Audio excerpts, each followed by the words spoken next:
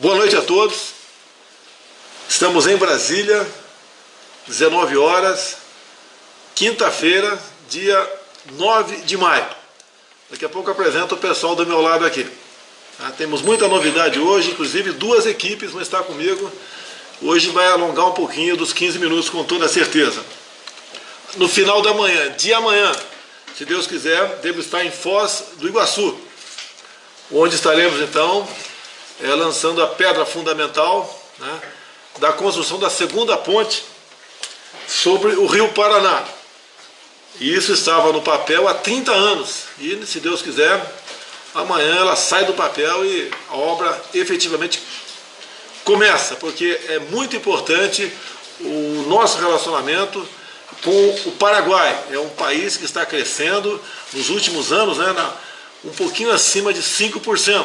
É um país que realmente mudou completamente a sua política desde a saída do ex-presidente Lugo, aquele que era ligadíssimo com Dilma, com Lula, com Evo Morales, com Chaves, aquela galera do Foro de São Paulo. Então o Paraguai mudou e muito com o novo presidente Marito, e nós estamos sim cada vez mais nos integrando. E à tarde estarei em Curitiba, 16 horas, com o nosso ministro da Justiça e Segurança, Sérgio Moro. Estaremos então inaugurando o Centro Integrado de Inteligência e Segurança Pública, amanhã às 16 horas em Curitiba. Bem, agora uma coisa rara, Não é tão rara assim não, porque todo mundo conhece a capacidade do brasileiro. O brasileiro está em todo lugar do mundo, como estive há pouco tempo em Taiwan, e lá encontrei, acredite, um cearense, que está fazendo barbaridade lá em Taiwan. É um cabeça realmente, um cérebro inigualável, que está lá naquele longínquo a parte do globo, quase metade do globo, quase 20 mil quilômetros até lá. E na mesa aqui agora nós temos a Elisângela, a nossa intérprete de Libras, e temos aqui o doutor Edmar Maciel. Vocês vão gostar, pode ter certeza, hein? Ele é cirurgião plástico, mas não é para você ficar bonito não, ou bonita, Não é isso não. Vocês vão gostar disso aqui, porque realmente é uma pessoa que há 5 anos, juntamente com os dois colegas do lado aqui, mergulhava uma pesquisa sobre queimaduras, utilizando a pele de tilápia. Aqui à minha direita, o senhor Marcelo Borges, que é o idealizador da pesquisa com pele de tilápia. Começou em 2014, 2014 essa pesquisa aqui. E na ponta direita ali, o senhor Odorico Moraes, que é professor da Universidade Federal do Ceará. Aqui um cearense, aqui um paraibano, ali um cearense, quem está operando ali é um paraibano. Você é da onde, Elisângela? Do Rio, sou do Rio. Do Rio, e eu sou paulista. Então, vou passar a palavra para o doutor Edmar, falar um pouquinho, o que é essa pesquisa com pele de tilápia, uma coisa inédita em todo mundo, e só o Brasil está nessa pesquisa, com toda certeza, em fase final de ser usada naquelas pessoas que porventura precisarem. Pois não, doutor Edmar? Muito obrigado, presidente. A pele da tilápia, desenvolvida pela UFC, ela veio para revolucionar o tratamento de queimaduras e feridas. Primeiro, que a pele da tilápia é de fácil obtenção, tem em todo canto. Segundo, porque como é uma pele que vai para o lixo, então a produção dela é em baixo custo comparada com os tratamentos que se tem. Mas imagina uma criança queimada por um líquido quente, que deve passar 11 a 12 dias internado e todo dia ter que fazer esse curativo, essa troca de curativo. Alguns com anestesia, outros sem anestesia, o que causa muita dor. A pele da tilápia, ela adere na ferida, com isso ela evita a contaminação do meio de fora para dentro, evita a perda de líquidos pela área queimada, mas principalmente evita as trocas diárias de curativo, porque na queimadura de 2º grau ela fica da hora que coloca até o final do tratamento, quando é removido. Sem contar com isso, diminui todo o trabalho da equipe, diminui todo o sofrimento da família e diminui os custos para a rede pública, que é quem arca com isso. Essa pesquisa hoje ela já está em 6 países, acontecendo na forma de pesquisa. 6 estados também aqui no Brasil participam dessa pesquisa conosco, São hoje 189 colaboradores, a quem eu quero aqui agradecer a todos pela participação, compromisso e a dedicação, e mostrar para o nosso Brasil, presidente, que é possível desenvolver uma pesquisa de qualidade nesse país, no nosso Nordeste, no nosso Ceará. Então, a gente só tem que agradecer a todos que nos apoiam e participam conosco na pesquisa. Bem, então olha só, tilápia, eu que sou do interior de São Paulo, é conhecido como cará também, né? O pessoal trata como cará, tá certo? Agora você pode ver, quem tem uma PCH, pequena central hidrelétrica, vamos supor que tenha 1 hectare 100% de água, você pode produzir por ano de 10 toneladas a 15 toneladas de tilápia. Então, essa matéria-prima está em abundância aqui em nosso Brasil. Resumindo o que ele falou aqui, quem de nós já não viu, né? Um parente, um amigo, um vizinho, que sofreu queimaduras porque alguém estava passando um café com água a 100 graus ali, né? 100 graus Celsius, e caiu numa criança ou caiu nele mesmo. Uma queimadura essa de que grau que é com água fervente? 2º grau. 2º grau. Ou então alguém que se aproxima de uma fogueira em São João, está tomando está com a cachaça, com a cabeça cheia de cachaça e cai em cima do braseiro de São João. E fica ali, por exemplo, alguns poucos segundos. Essa queimadura é de que grau? Pode ser 2º profundo ou 3º grau. Tratamento para isso, pele de tilápia. Custo, infinitamente não, né? Menos da metade do preço muito inferior do tradicional de hoje em dia. Também redução de dor. Imaginou trocar curativo? Reduz drasticamente a dor. E o tempo também de tratamento também diminui. Diminui em 1 dia nas queimaduras de 2º grau e quase 2 dias nas queimaduras de 2º grau profundo. E a aparência no final entre o tratamento tradicional e de tilápia também fica melhor com tilápia. Sem contar que essa é a primeira pele animal no Brasil que pode ser registrada na Anvisa e é a primeira pele animal aquática do mundo estudada com essa finalidade. Agora, olha só, né? Há pouco tempo, eu tive por 2 vezes com o embaixador do Japão, onde eu ofereci para eles a nossa região amazônica para pesquisas junto à extensa biodiversidade que temos lá. Se com a tilápia chegamos a isso, com toda certeza, né, fazendo uma parceria, sempre falo em parceria, com países, outros quaisquer, no caso aqui eu citei aqui o Japão. Imagine o que nós poderemos conseguir naquela região. Até mesmo, quem sabe, né, vencemos etapas para a cura de muita doença. Além de ser mais rápida, mais precisa e atingirmos realmente o objetivo que nós queremos, que é o deles aqui, trazer aqui o benefício para a nossa população. Alguma coisa mais? Sim, eu gostaria só de acrescentar, presidente, que essa pesquisa ela foi toda desenvolvida na Universidade Federal do Ceará, né, no Núcleo de Pesquisa e Desenvolvimento de Medicamentos, né, que, embora seja mantido um patrocínio privado, né, tenha sido financiado por uma empresa privada, na realidade ela foi desenvolvida dentro de uma universidade pública, onde todos os pesquisadores estavam relacionados, eles são professores da Universidade Federal do Ceará. Eu gostaria de concluir apenas dizendo que nós todos estamos empenhados para tentar fazer com que o Brasil não perca essa oportunidade de evitar perder essa grande oportunidade de incorporar um curativo biológico pioneiro no mundo.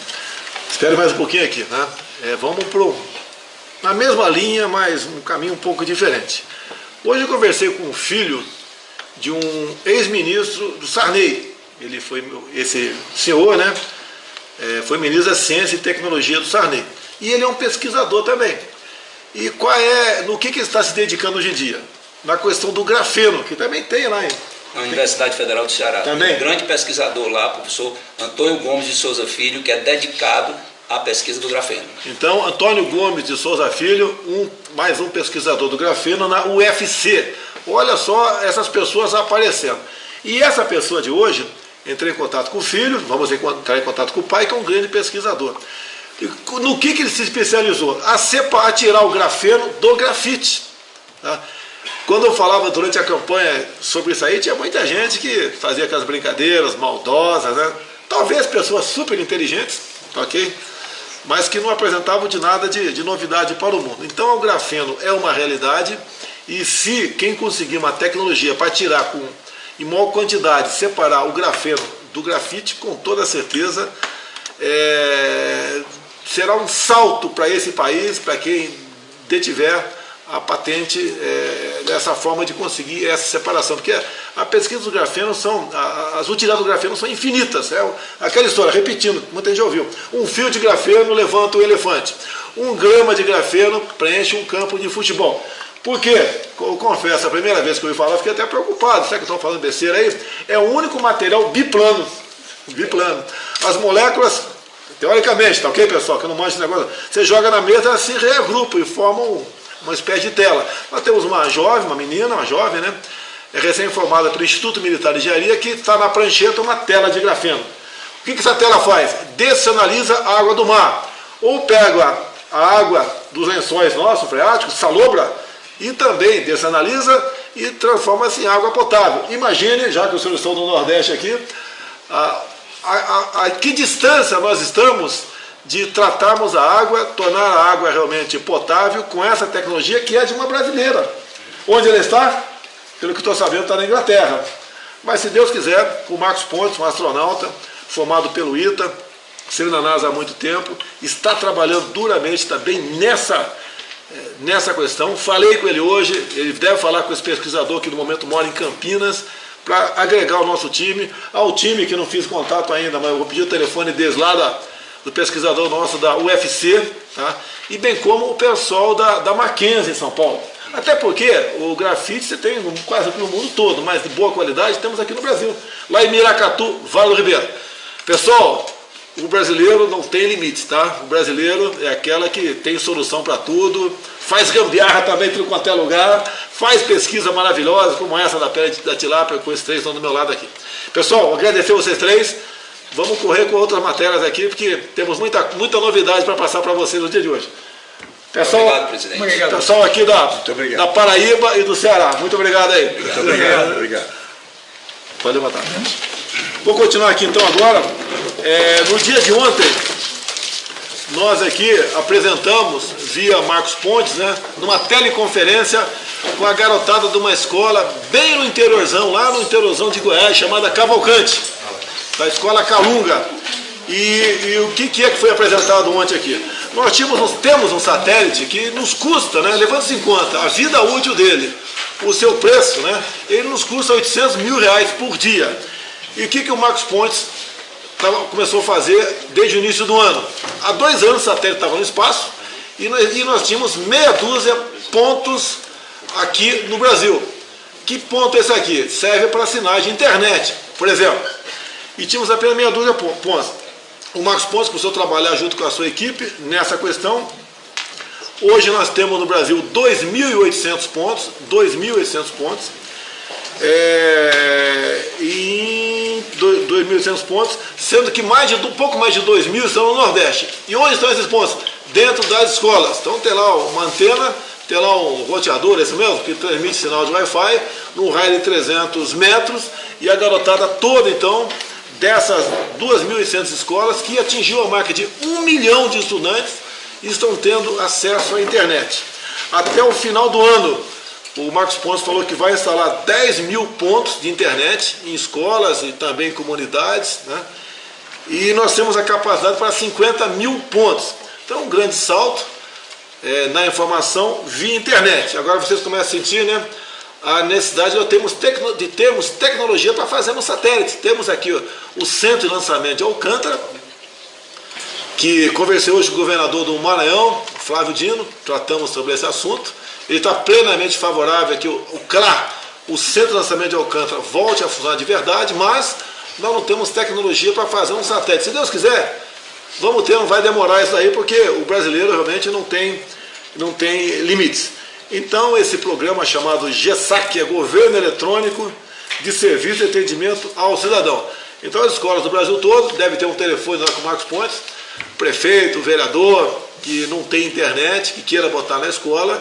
Logicamente vai ter uma relação de prioridade, né? O objetivo é atender a região norte e nordeste, ok?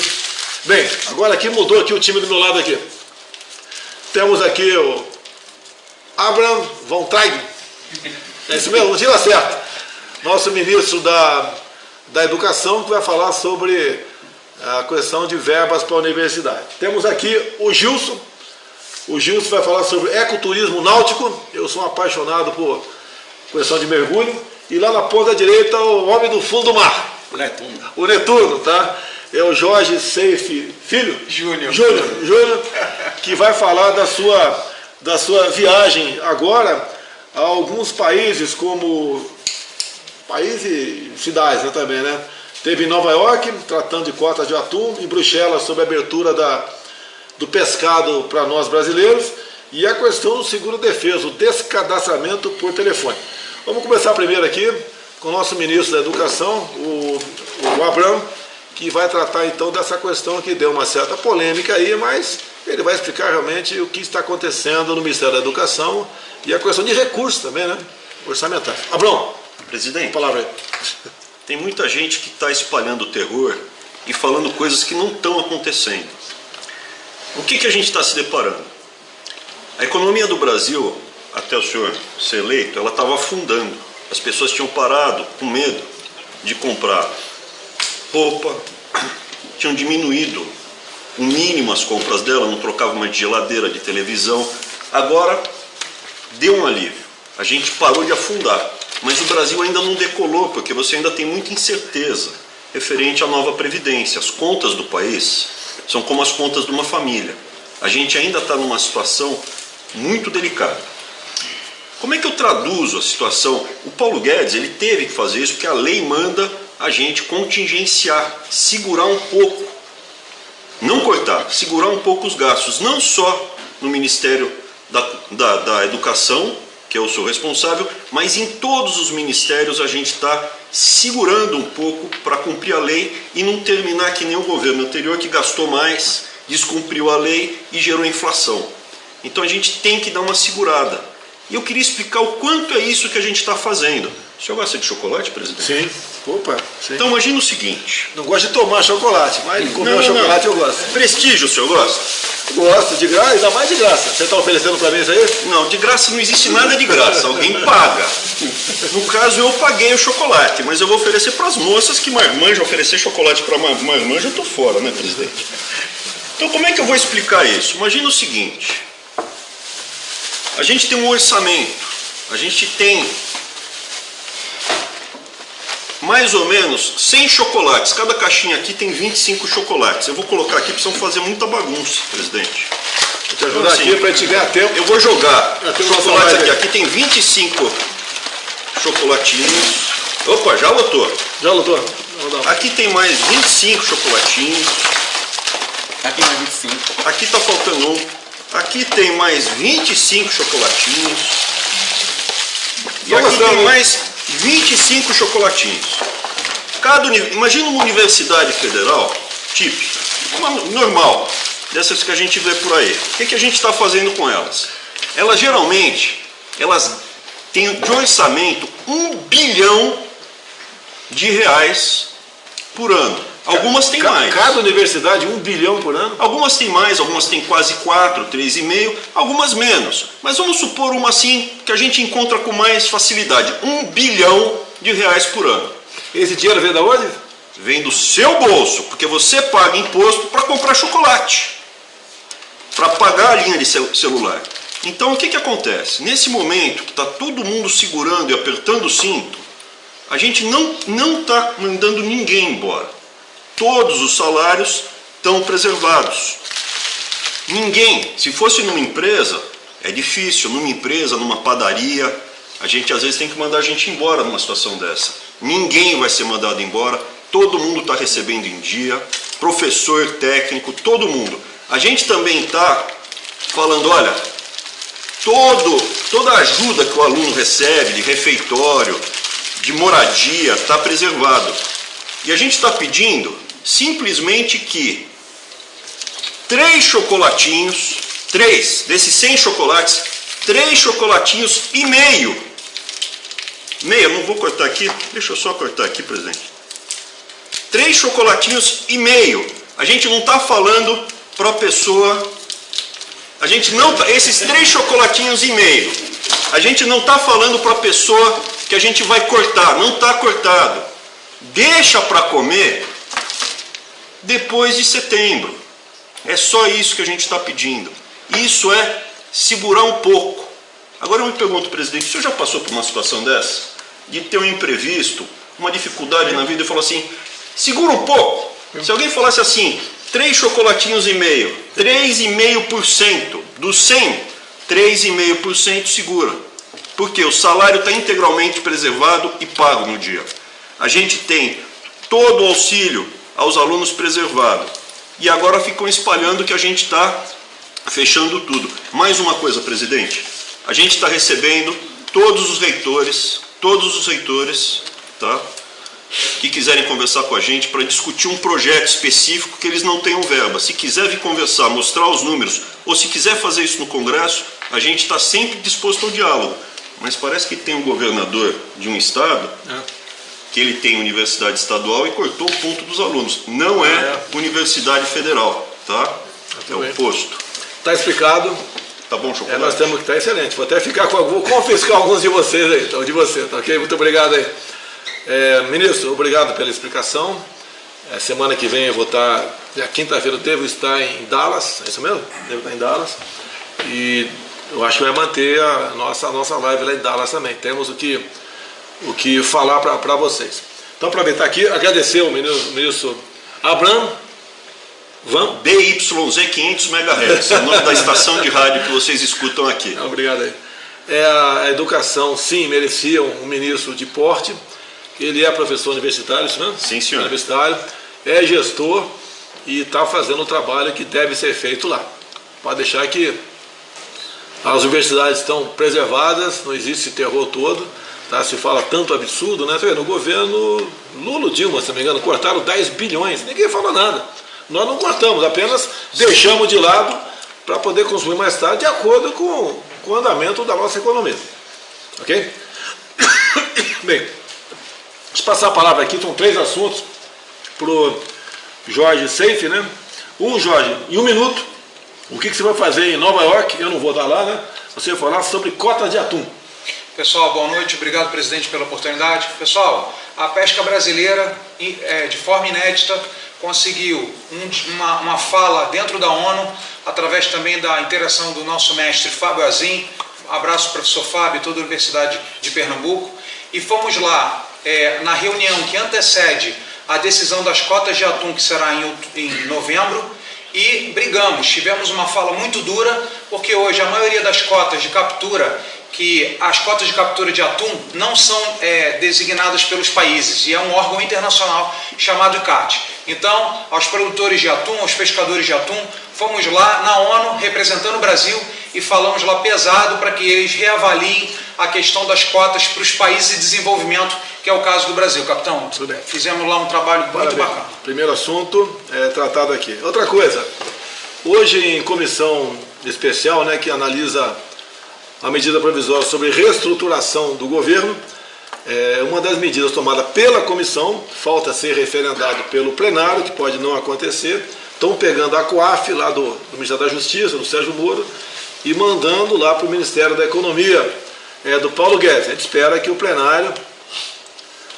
da Câmara, do Senado, mantenha o COAF lá com o Ministério da Justiça, porque é uma ferramenta muito forte na mão do nosso ministro Sérgio Moro para combater realmente a lavagem de dinheiro e a corrupção, entre outras medidas. Ok? Deixa eu aproveitar aqui rapidamente, passar para meu amigo Gilson, Câmara da Pesca de Pernambuco, é isso mesmo, Gilson? Isso mesmo. Isso mesmo. Então você vai falar aqui, Gilson, do ecoturismo náutico. 2 minutos, Gilson. Nós estamos promovendo na próxima semana, aqui no Ministério do Meio Ambiente, o primeiro workshop do programa de revitalização do ecoturismo náutico no Brasil. Por que isso? O Brasil possui hoje o número 1 do mundo, nós somos o número 1 do mundo em riquezas naturais, em belezas naturais, segundo a Organização Mundial do Turismo. E nós precisamos transformar isso em números reais para a economia. O ecoturismo e o turismo empregam toda a cadeia produtiva de 52 tipos de atividades, do piloto de avião ao piloto de van, ao cozinheiro. E através de um litoral enorme que nós temos, de mais de 8.500 quilômetros de costa, nós temos mais de 35 mil quilômetros de margens de rio e mais de 9 mil quilômetros de lagoas. nós poderemos fazer várias atividades náuticas que gerem emprego, renda, tipo recifes artificiais, afundamentos de navio para que a fauna venha, para que exista o turismo contemplativo.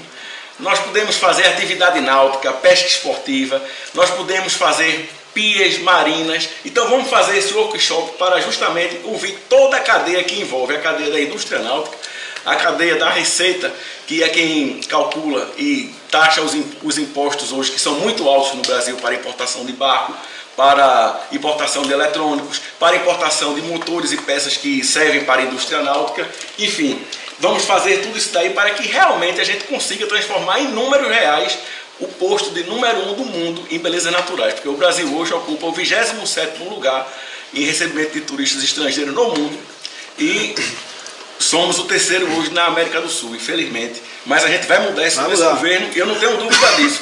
Outra coisa, eu tive ontem no Conotel, presidente, que é o Congresso Nacional de Hotéis em Goiânia, e o pessoal lá está muito animado, muito satisfeito com os números que já estão sendo vislumbrados.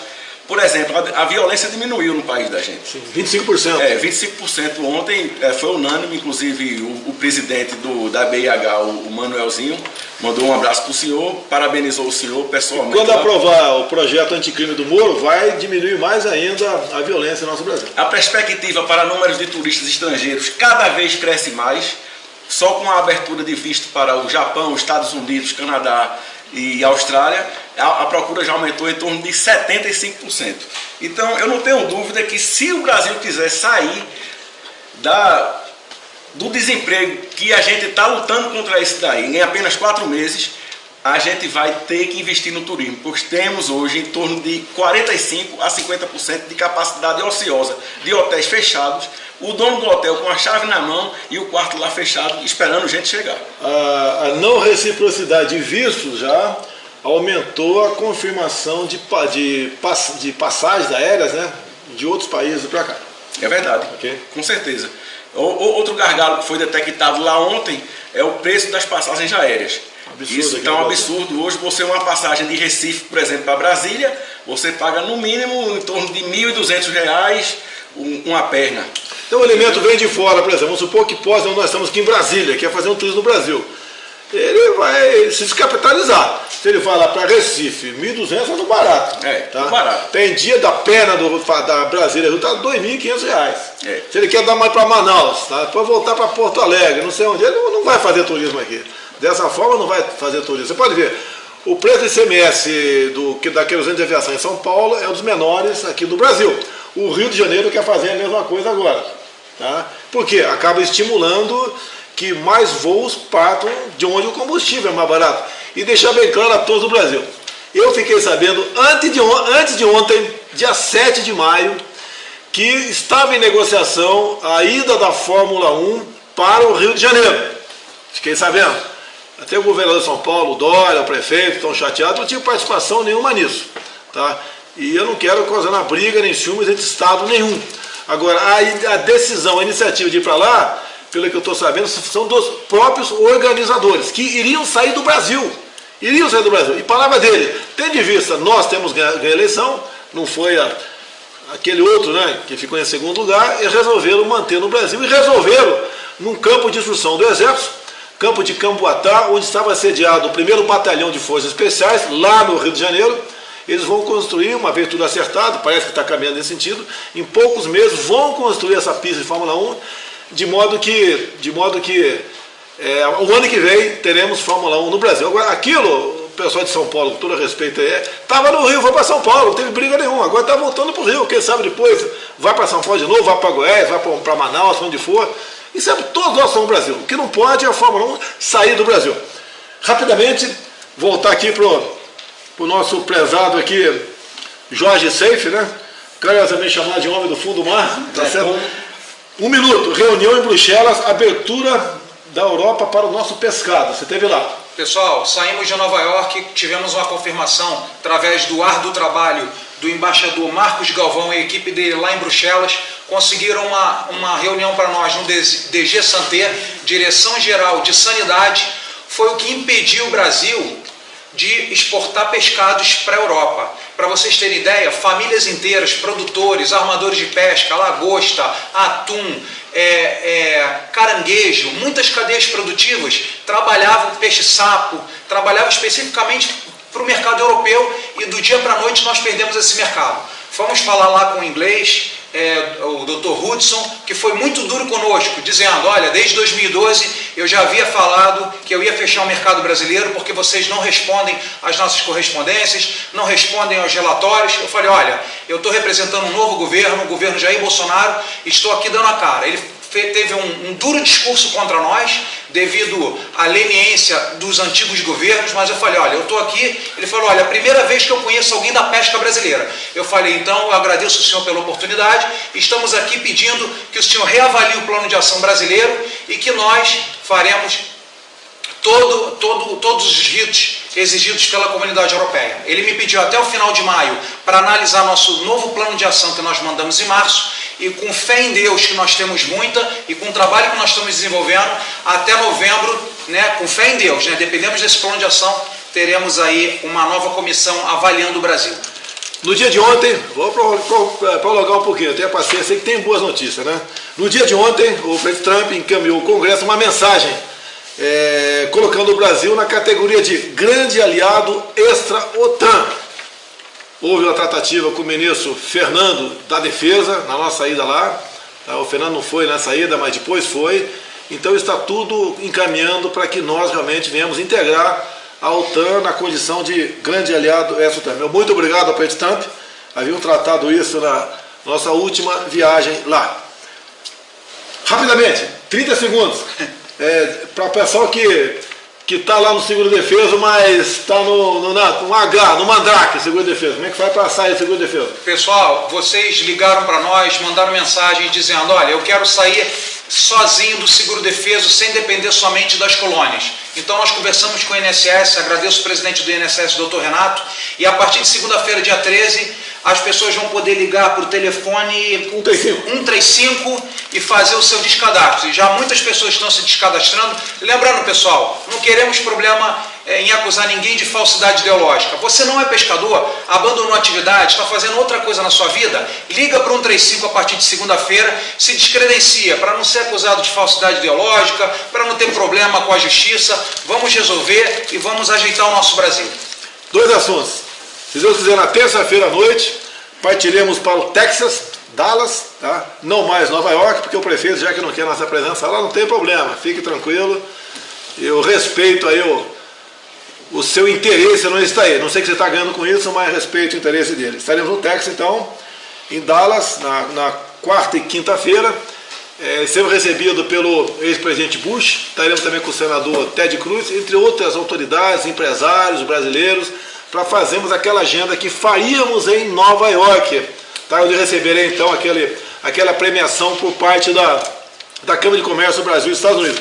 E encerrando a questão do decreto dos CACs. Na verdade é mais do que CACs, né? CAC é colecionador, atirador e caçador.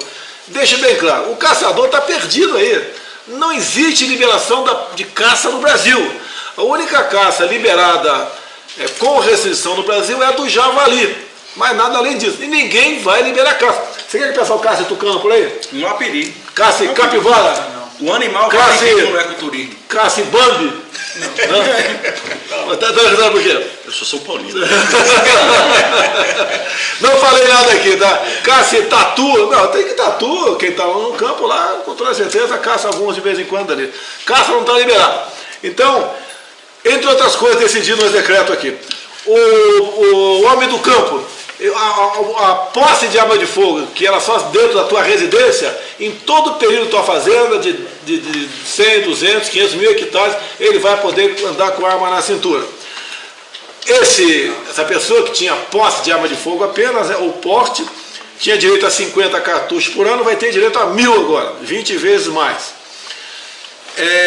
O monopólio acaba, logicamente não vale para fuzil, né? Mas vai poder comprar armamento lá fora. A gente pode na próxima live entrar em detalhes tocante a isso. Uma coisa importante, né, também, o porte de arma de fogo vale para todas as armas. Imagine se você tem um Fusca em casa, tirar a carteira para o Fusca. Daí você compra um Siga Xambó, vai ter que... Tirei do fundo do baú, né? Outra carteira para o Siga Xambó. Agora eu tenho tempo aqui. Compra um DKV. Também, compra o Oldsmobile. Então, a mesma carteira vai valer para posse e porte de todas as suas armas. Eu acho que tá de bom tamanho, né? Eu acho que está de bom tamanho. Não é promessa de campanha. Nós fomos no limite da lei. Eu não vou repercutir esse assunto aqui. Tem certas fake news, mentiras a meu respeito, que se eu for dizer aqui as mentiras que falo, vai gente pegar parte da coisa que eu estou falando aqui e interpretar como verdade. Tá, okay? Hoje em dia, qualquer acusação contra mim, já que tudo é filmado, né, é gravado no Brasil, exija... eu tive, não vou entrar em detalhe, há 2 semanas reunião com uns 15 jornalistas aqui. Daí saiu um fake news enorme, que eu teria falado uma besteira, seria uma besteira enorme realmente essa falar daquilo, né? Nenhum jornalista falou nada. Qual foi alguém de imprensa na ponta da linha que começou a falar essa besteira aí? Cruzoé. A Cruzoé, foi Noblar, começou a falar uma besteira que eu teria falado uma reunião com 15 jornalistas, nenhum publicou nada. Já imaginou eu com 15 jornalistas tivesse falado uma besteira como aquele que o Noblar publicou? Tá? Eu teria sido massacrado 10 minutos depois que acabou a reunião. Então isso é comum, fake news manda a gente, não vou dar bola, como também criticando a questão do aumento, falando barbaridades, a questão do decreto. Não fui além do limite da lei. Não é apenas compromisso de campanha, o compromisso de campanha era possível ser atingido, e estamos cumprindo os compromissos de campanha. A questão dos CACs demorou um pouquinho, sim, demorou, porque não é fácil você, num decreto, né, atingir, fazer justiça até, vamos assim dizer, de forma muito rápida. Você demora um pouquinho mais, consulta aí o Jorge Francisco aqui, o meu Jorge Oliveira, tá certo? Jorge Oliveira, a questão da questão jurídica, vai no Ministério da Defesa, vai no Ministério da Justiça, houve atiradores, houve gente do povo, e no limite da lei nós regulamentamos aqui o que nós pudermos, né, não só no tocante aos CACs, bem como aos portais que tem o porte de arma. E outra coisa, né? Eu gostaria que tivesse poder para tal, que teria atendido. Diz que eu estendi o porte para dezenas de categorias. Não! Hoje em dia, para você que tem a posse de arma de fogo, você tinha que comprovar a efetiva necessidade. O que nós botamos?